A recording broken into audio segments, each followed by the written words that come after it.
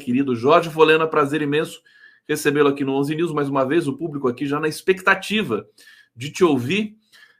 E eu peço para você um primeiro comentário, Folena, sobre essa notícia aqui da Embaixada da Hungria demitir brasileiros, funcionários ali, uma espécie de diversionismo. O que você diria sobre isso? Bom dia, querido. Bom dia, Conde. Bom dia a todos que estão nos acompanhando. Volto a dizer sempre, Conde, para mim é uma satisfação toda quarta-feira estar contigo aqui às 11 horas. Fico muito feliz mesmo. Conde, olha, esse tema da Embaixada da Hungria, né, você vê a falta de habilidade do embaixador. É lógico que vazou aquela informação, alguém vazou isso. Muito provavelmente alguém dentro da Embaixada. Mas é uma falta de tato, que não era agora o momento oportuno para fazer essa demissão. Porque nós estamos diante, a Embaixada da Hungria está sob uma acusação seríssima de violações de regras internacionais, ao dar uma tentativa de refúgio de um fujão medroso que é o Bolsonaro. Então, quer dizer, o embaixador, né, deveria ter pelo menos um pouco de tranquilidade, deixar baixar um pouco essa poeira, para em seguida sim tomar as providências que ele achar adequada, né, com relação ao caso. Porém, isso vem ratificar mais ainda, né, um envolvimento infeliz do Estado húngaro, representado aí pelo seu embaixador, nesse caso lamentável de dar uma proteção indevida ao Bolsonaro, desafiando a justiça brasileira. Porque o embaixador já tinha conhecimento da ordem do ministro Alexandre de Moraes, que impedia o Bolsonaro de ir para o exterior. Por isso que foi apreendido o passaporte de Bolsonaro, uma das medidas cautelares contra ele, e além de outras medidas cautelares, como, por exemplo, ele não manter contato e comunicação com nenhum dos outros investigados. E vem o embaixador húngaro e abre as portas da embaixada para o Bolsonaro, não só possibilitando que ele pudesse ir para um território estrangeiro, né, uma ficção que é a embaixada, e como também, quem sabe, possibilitar a Bolsonaro manter contatos por telefone ou por outros meios com os outros investigados com ele. Ele poderia ter ligado da Embaixada da Hungria para o Valdemar da Costa Neto. Agora, será que a Polícia Federal monitora para, digamos, realmente tá atenta a esse tipo de Não, vou dizer que não, porque aí seria uma intromissão do governo brasileiro no outro governo estrangeiro.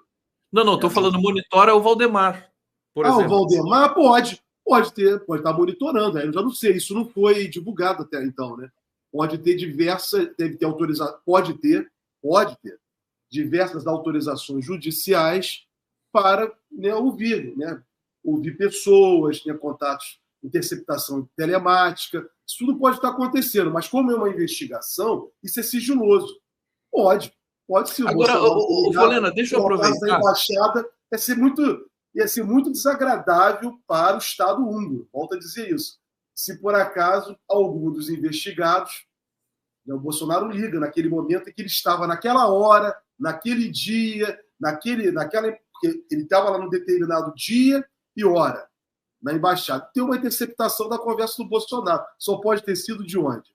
Da Embaixada húngara. Não, uma coisa que eu acho importante a gente lembrar aqui é que as imagens, né, que o The New York Times divulgou e nas palavras do Jack Nickas, que é o correspondente jornalista do New York Times no Brasil, o embaixador húngaro estava num constrangimento total antes do Bolsonaro chegar ali na embaixada.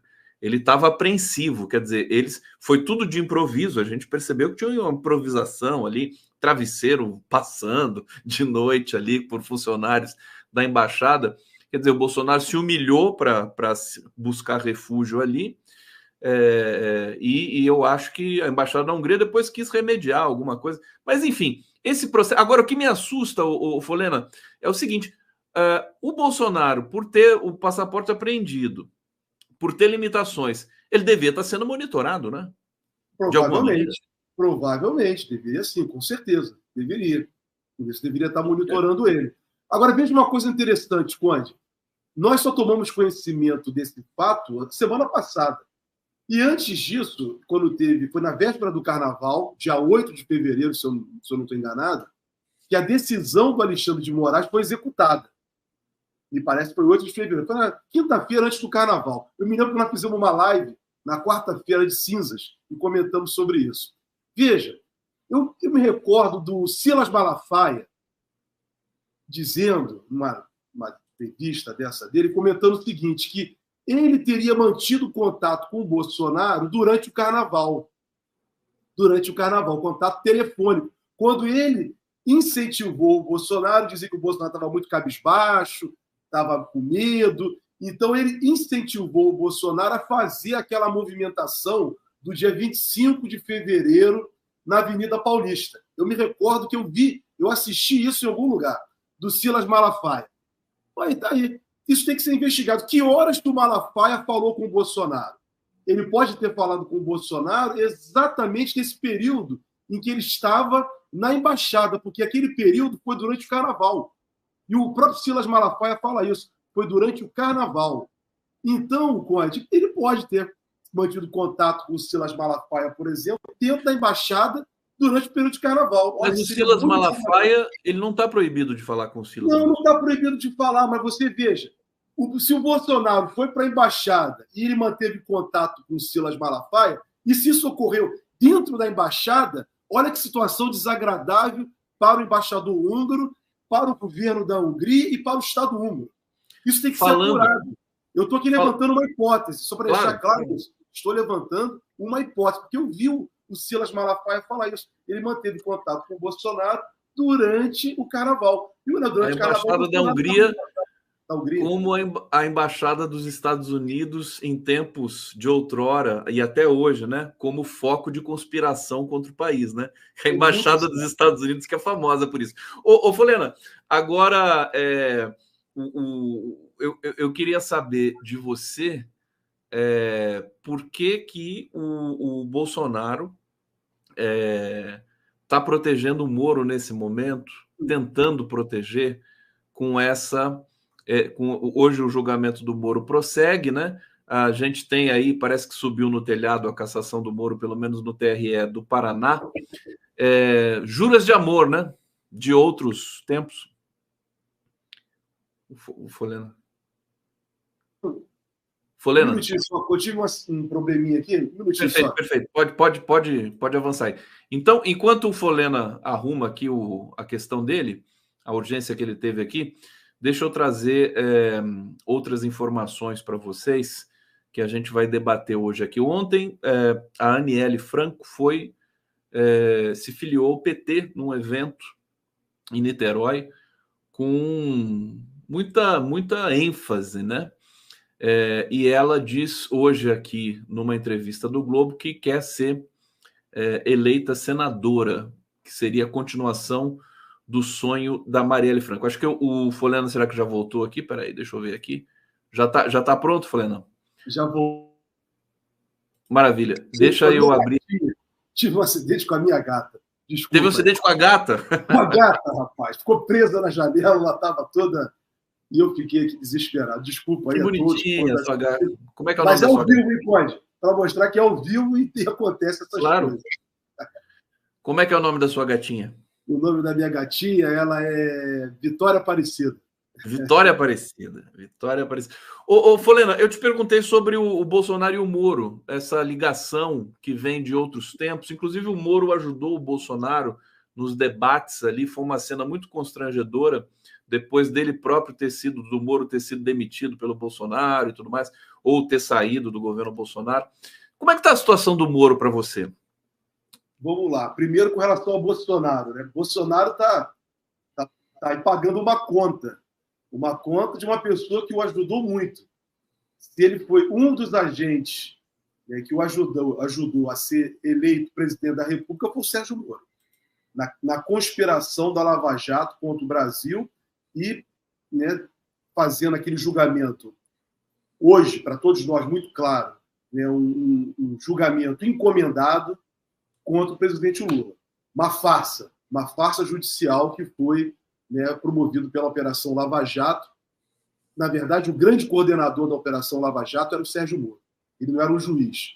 Ele era um agente contra o Estado brasileiro, contra toda a política do país, um homem que se colocou a serviço de interesses estrangeiros para destruir a soberania do Brasil, desmontar com empresas, gerar desemprego. Então, ele está cobrando a conta do Bolsonaro. O Bolsonaro deve a ele, né, parte da vitória dele de 2018 ao Sérgio Moro, que depois, imediatamente com a vitória de Bolsonaro, aderiu, ainda como juiz, né, tirou a máscara, né, tirou a fantasia e assumiu logo a posição em defesa do Bolsonaro e veio ocupar cargo, né, de ministro da Justiça, né, um fantoche, vamos colocar assim, um fantoche, super-ministro, que nunca foi, de Jair Bolsonaro. Até o dia que o Bolsonaro, né, tripudiou com ele, o humilhou e mandou ele embora. E ele foi. Só para lembrar a todos daquela reunião do dia 24 de abril de 2020, no Palácio do Planalto,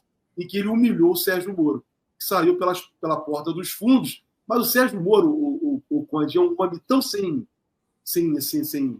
expressão, sem caráter, que ele foi humilhado pelo Bolsonaro e depois foi defender o Bolsonaro na eleição de 2022. Colocou ali como aliado do Bolsonaro nos debates contra o presidente Lula. Quer dizer, é um homem sem menor convicção. É um camarada jovem, né, relativamente jovem, mas sem convicção, sem uma visão de país, né, um homem que não respeita, né, o seu país, não respeita seu povo, não tem compromisso com ninguém. Então, você me pergunta com relação ao processo dele, com relação ao julgamento. Eu acompanhei o primeiro dia do julgamento, né, assisti o voto lá do relator. Não me surpreendeu, não. Estou vendo as pessoas assim, estamos surpresos, tal. Não me surpreendeu, não. Tá? Não me surpreendeu. Aliás, sem querer te interromper, o voto daquele relator, o Falavinha, né, o Carrasco Falavinha, cujo nome não tem nada a ver com a personalidade dele, mas ele parecia um advogado do Moro. Sim. Defendendo o Moro o tempo todo. É isso que eu vou falar. Então, você veja, é um voto que foi proferido por ele, né? Assim, totalmente contraditório, né? Formal, ele foge da realidade. Veja, Sérgio Moro recebeu dinheiro, ele tentou uma farsa. O que ele tentou fazer? Ele tentou ser candidato. Ele tentou se apropriar do Podemos e não conseguiu espaço dentro do Podemos. Mas, para isso, ele já tinha recebido toda uma estrutura para se lançar candidato a presidente da República. Ele se apresentou para o país, né, usando a estrutura do Podemos. Como ele não encontrou espaço no partido e também não encontrou espaço em quem o apoiou durante a Lava Jato, vamos colocar os grandes meios de comunicação, porque verificaram que ele não tinha densidade eleitoral, não tinha. Testaram ele, não tinha. Então, ele se viu, né, perdido, né, não foi protegido por essa estrutura que sempre esteve do lado dele, o utilizou, na verdade, vamos colocar assim com toda a clareza. Ele foi utilizado e também se deixou utilizar. Ele, como toda força-tarefa, por essa classe dominante brasileira e por interesses internacionais de conspiração contra o Brasil. Como ele não encontrou espaço, ele foi se lançar candidato a senador, ele recuou. Mas ele já tinha toda uma estrutura em torno dele, recebeu dinheiro. Ele não teve o mesmo espaço, por exemplo. Os outros candidatos ao Senado não tiveram o mesmo, no Paraná, não tiveram o mesmo espaço que ele teve antes, dentro de uma estrutura partidária. Então ele sai do Podemos e vai para a União Brasil. Ele e a mulher dele. E veja, sempre praticando fraudes. Ele tentou a candidatura para São Paulo e não conseguiu. Não conseguiu. Inclusive ameaçaram ele, você daqui de São Paulo e tal. Aí ele recuou, foi para o Paraná, se lançou o cara pelo Paraná. A mulher dele conseguiu, a meu juízo, de uma forma fraudulenta. Já falamos sobre isso aqui. Tanto é que agora as contas dela estão sendo rejeitadas. Ela voltou para o Paraná. Então, ela voltou para o Paraná e as contas dela para deputado federal para São Paulo, União Brasil, não está sendo acolhida pelo Tribunal Regional Eleitoral de São Paulo. Por quê? Há um gasto excessivo de passagens aéreas entre São Paulo e Paraná. Ela já foi obrigada a devolver. Ela morava no Paraná. Era de Curitiba. Então, quer dizer, isso tudo foi criado. Folena, só para tecnicamente a gente bater um martelo aqui sobre essa questão do Moro, você acha que ele realmente violou o processo ali do gasto pré-eleitoral? Existe uma celeuma ali. Eles abuso de poder econômico, Conde. Abuso de poder econômico. Eu ouvindo o voto do relator, ficou claro para mim. Agora, ele faz um esforço formal, na verdade é essa, isso é muito comum, né, na área jurídica. Quando você não quer reconhecer, né, fazer justiça, reconhecer a verdade, você cria artifícios formais para tentar justificar o seu ponto de vista com base na lei. E foi isso que eu vi, foi isso que eu constatei do voto do relator. O relator fez um esforço muito grande para formalmente tentar descaracterizar o abuso de poder econômico, que está claro, a meu juízo está chapado. Mas não me surpreendeu o julgamento, também não vai ser surpresa nenhuma se o Sérgio Moro vier a ser absolvido lá a inelegibilidade, não vier a ser acolhido nos pedidos do PT e do PL. Para mim não vai ser nenhuma surpresa no Tribunal Regional Eleitoral do Paraná. Por quê? Aí prevalece o patrimonialismo local. O Brasil ainda não superou esse problema. Nossa república não é uma república ainda, porque os interesses locais ainda prevalecem no Brasil. Os tribunais locais sofrem influências locais. Por isso que as cortes superiores são muito importantes.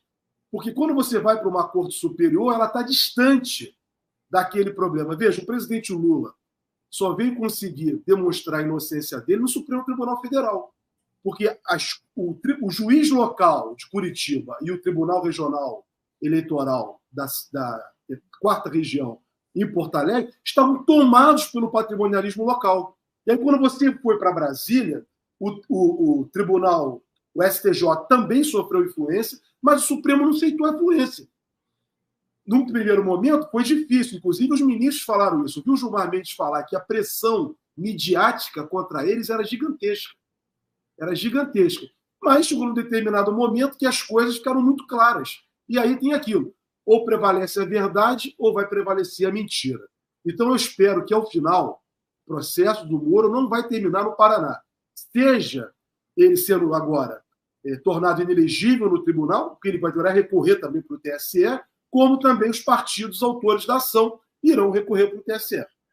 O Bolsonaro está pedindo para o PL desistir da ação no TSE, numa tentativa ali de prometer, de proteger o Sérgio Moro.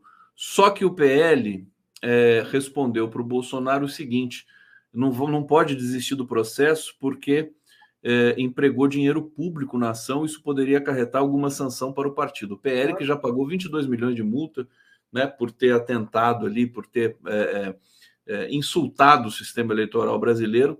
Agora o Valdemar está muito esperto, inclusive ele está quietinho nesse momento, não fala nada. Ô, Folena, meu querido, aqui no 11 News, sempre muito bom. Vamos para o bate-papo aqui para trazer a participação do nosso público. Deixa eu começar aqui com a Vivian ali, que adora o Folena. Olha só, feliz somos nós de te ouvir aqui, Folena. Feliz sou eu, condão aqui de ter... Eu tenho o condão de ter a presença do Folena aqui, né, Folena? Ângela Maria de Freitas, Moro, sua farsa jato, destruiu muitas empresas, muitos empregos, muitas famílias. Ivo Afonso, caso condenado por seus crimes, imaginem a situação moral de seus apoiantes. Aliás, eu estou vendo, o Globo fez um editorial defendendo o Moro, todos os colunistas ali do Globo, Merval Pereira na linha de frente defendendo o Moro. Quer dizer, vai ficar feio depois se o Moro também for, né, para o TSE, porque é o caminho natural das questões. Mas eu quero falar com você um assunto muito importante, que é a votação no STF, que o voto histórico do Flávio Dino, a meu ver, trazendo ali, colocando as Forças Armadas como subalternas, né? O próprio comandante das Forças Armadas, o general Tomás Paiva, disse: nós não somos poder moderador de nada. Me fala da importância dessa votação no STF e a sua questão, que é uma questão que você pesquisa e se envolve muito, que é o artigo 142. Você escreveu um artigo no 247 dizendo que você acha que tem que ser revogado de uma vez esse artigo, né? E aí, Folena, vamos lá. Vamos lá. Primeiro, quero dizer o seguinte: eu com você aqui, nós dois já falamos diversas vezes sobre garantia da lei da ordem. Muitas vezes. Inclusive, tem lá no meu Twitter, quem quiser acompanhar, né, tem uma série de artigos, comentários sobre garantia da lei da ordem. Nós dois já defendemos diversas oportunidades. A garantia da lei da ordem é algo incompatível com o regime republicano. Totalmente incompatível com o regime republicano. Vamos primeiro à decisão do Supremo Tribunal Federal. Essa decisão veio numa hora muito oportuna. Ela veio exatamente nos 60 anos do golpe de 1964. E a garantia da lei e da ordem tem a ver também com o golpe de 1964. Veja, tudo que representou o governo de Bolsonaro nos últimos 4 anos como um saudosista da última ditadura.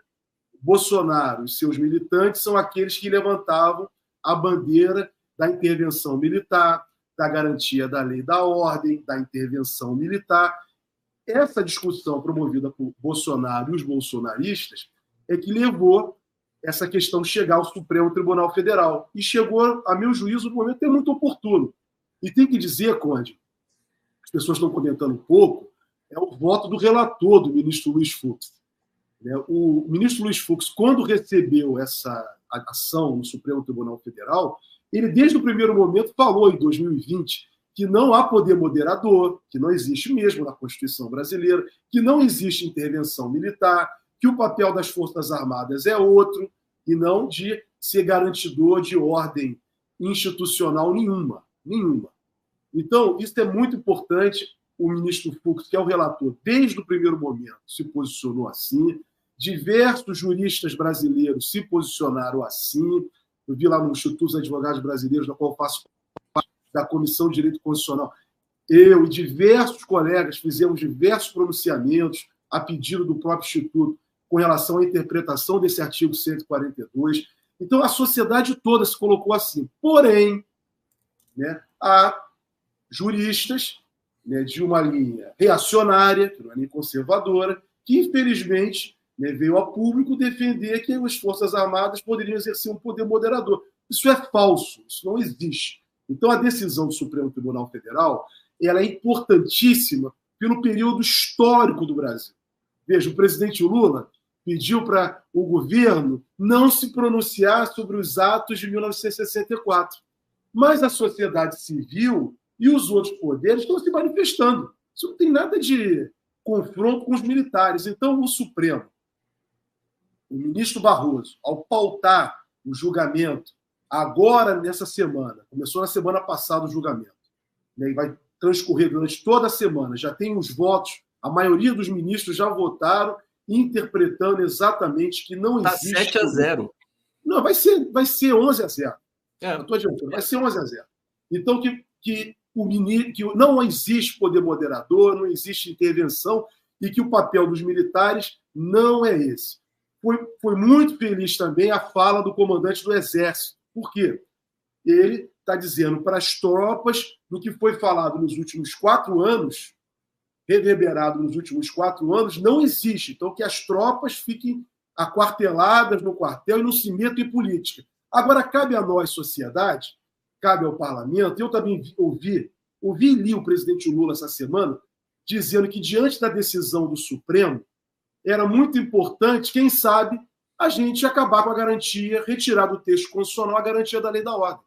Então, você já fez até uma entrevista aqui com o Carlos Zaratini, que é exatamente para quê?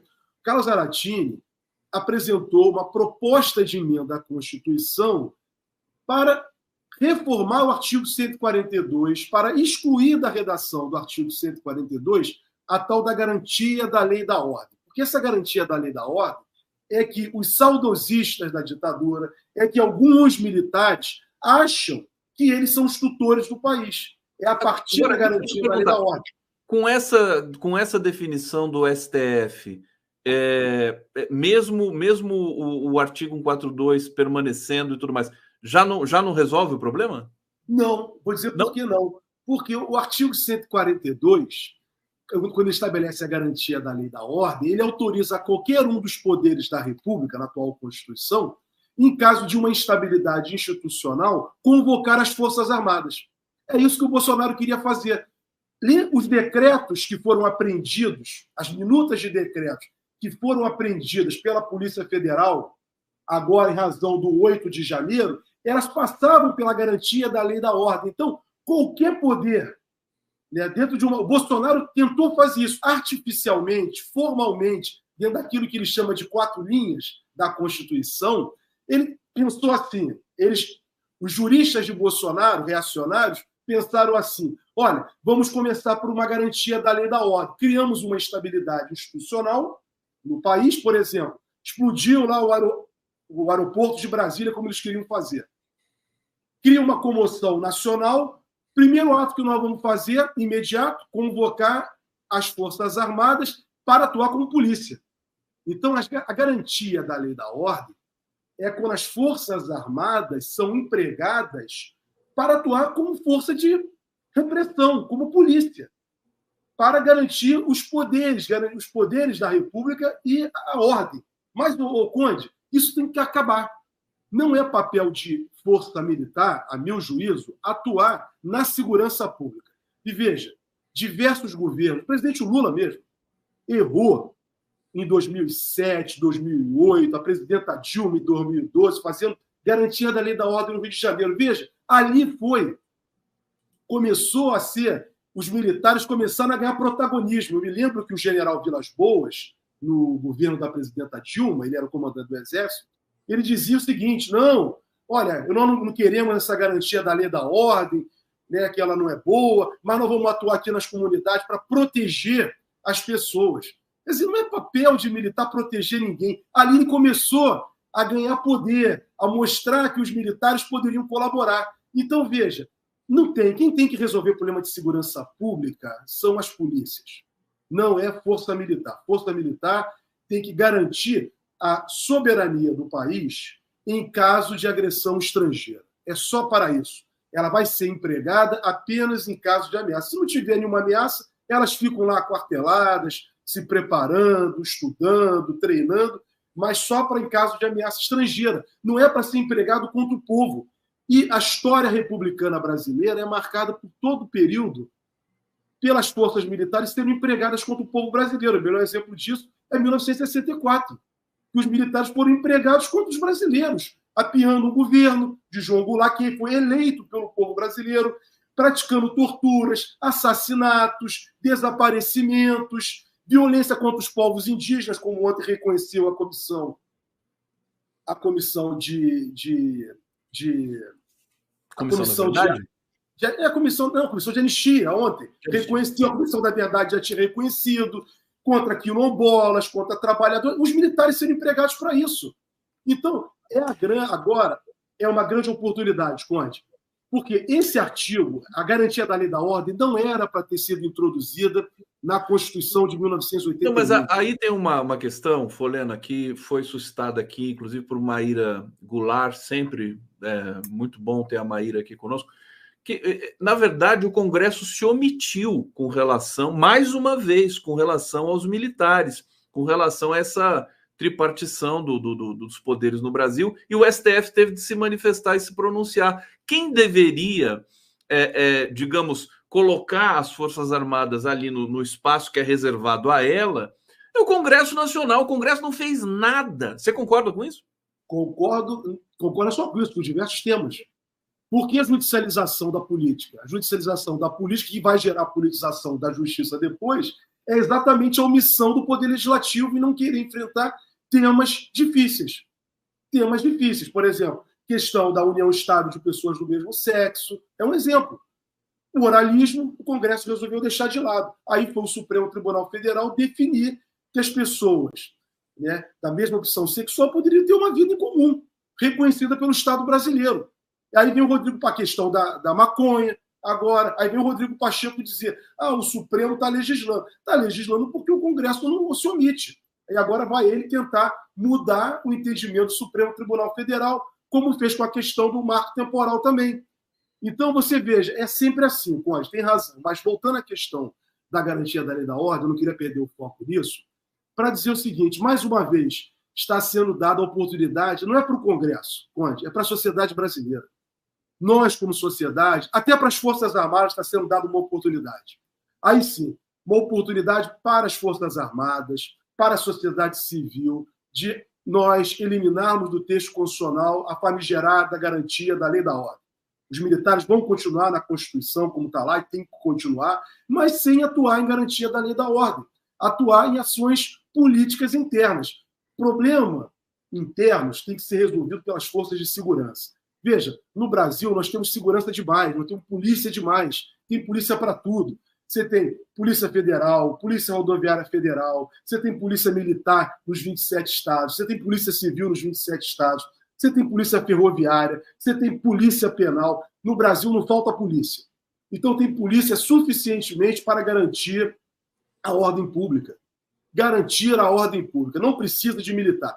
Um erro do presidente Lula nesse mandato dele foi aceitar, mais uma vez, uma garantia da lei da ordem. O ministro Flávio Dino era ministro da Justiça e aceitou.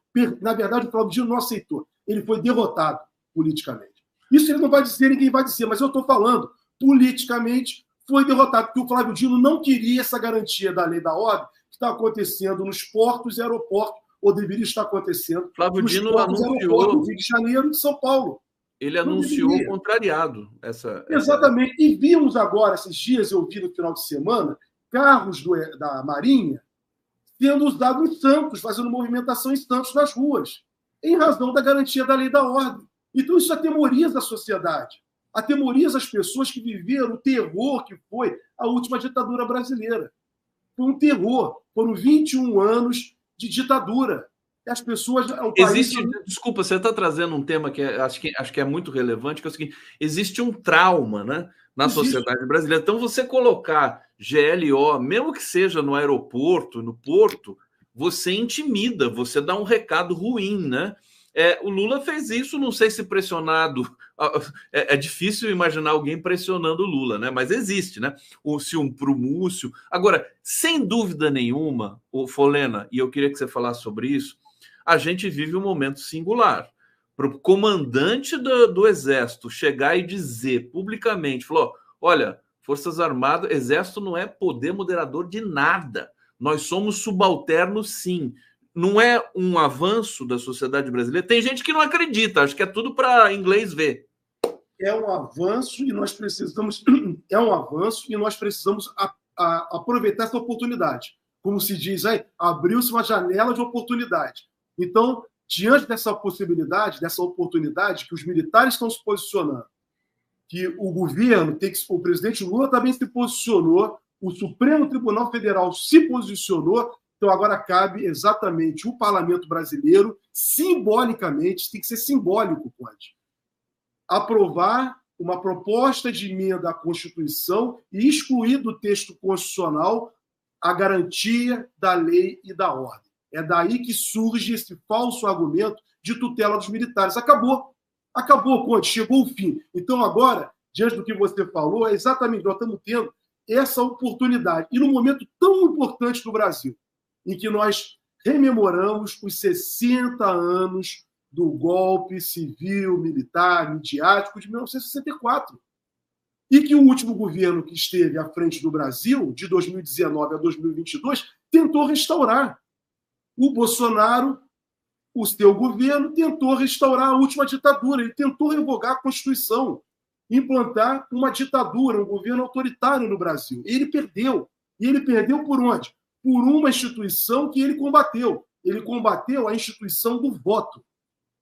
Essa instituição do voto foi combatida pelo Bolsonaro todo o tempo, desde o primeiro dia que ele foi eleito, em 2019, em que ele disse que a eleição dele já tinha sido uma fraude da justiça eleitoral, das urnas eletrônicas. Ou seja, ele questionou a instituição do voto, antes de tomar posse, até o último dia. E vai ser assim até o dia que ele for preso. Ele desafiou o Tribunal Superior Eleitoral e continua desafiando. Ele e seus apoiadores, inclusive fazendo pesquisas de opinião pública, colocando ele como candidato. Ele não pode ser candidato. Ele foi declarado inelegível pelo Tribunal Superior Eleitoral. Quem patrocina pesquisas e que põe o nome de Bolsonaro diante de uma pesquisa eleitoral para 2026 está violando, ofendendo, agredindo o Tribunal Superior Eleitoral, a autoridade do Tribunal Superior Eleitoral, que declarou Bolsonaro inelegível. Ele não pode aparecer em nenhum lugar relacionado à eleição no Brasil. Em nenhum lugar. Assim está. Essa é a decisão que está prevalecendo no Brasil, sem efeito suspensivo. A decisão do Tribunal Superior Eleitoral tem efeito imediato. Eu não conheço decisão do Supremo Tribunal Federal ou do próprio TSE que tornou suspendeu o efeito do julgamento do Tribunal Superior Eleitoral, que por 2 vezes declarou Jair Bolsonaro inelegível. Eu não conheço. Então, não pode pesquisa eleitoral ter nome de Bolsonaro. Não pode partido político falar que ele vai ser candidato. Não pode, porque fazer isso é, mais uma vez, desafiar as autoridades do país, é desafiar o poder judiciário do Brasil, é desafiar a Constituição do Brasil. E isso o Bolsonaro faz a todo tempo. Todo tempo. Ele não tem limites. E a última dele, que justifica mais ainda a prisão, se for confirmado o que ele falou, Marcelo, tudo bem? Se for verdade o que ele falou, que diz que ele ele não vai ser preso, ele só vai com tiro, com morte, como fez o amigo dele lá que está preso, ele justifica aí sim justifica a prisão dele cautelar, porque ele é um problema à ordem pública. Ele está dizendo, olha, se a polícia vier me prender por uma ordem judicial, eu vou reagir matando, atirando nas pessoas. Isso é uma ofensa à ordem pública, é um perigo à ordem pública. Ele não pode fazer isso. Ele está sob investigação. Então, ele desafia o tempo inteiro. Então, Conde, o momento no país agora é exatamente de tentarmos encontrar a paz e a concórdia e superar os traumas da última ditadura. Então, está na mão, com a palavra agora, Conde, a palavra está com o Congresso Nacional. O Pacheco, presidente do Senado, gosta de se meter em tudo, ultimamente. Então, está aí uma grande oportunidade para ele, como presidente do Congresso Nacional, Marcelo, de convocar o Congresso Nacional em caráter de urgência. Eles fazem isso quando querem, da noite para o dia, para aprovar uma proposta de emenda à Constituição para revogar a garantia da lei da ordem, simbolicamente, e acabamos o problema e superamos isso. E daqui para frente vamos enfrentar os outros problemas que temos. Conde, é isso que eu tinha que falar sobre isso. Marcelo está aí. Marcelo, satisfação te ver, cara. Muito grande. Folena, tá? E Marcelo Dias. Marcelo, tudo bom? Salve, camarada. Tudo bem? Felicidade de ter o Marcelo aqui. A gente vai daqui com o Marcelo, Folena. Obrigado. Um abraço, Jorge. Um abraço, Marcelão. Bom trabalho, boa semana. Obrigado pela sempre análise brilhante que você faz aqui para a gente, pela contundência, pela veemência e pela consistência. Abraço para você, querido Folena. Obrigado, Conde. Obrigado para todos. Tchau, tchau.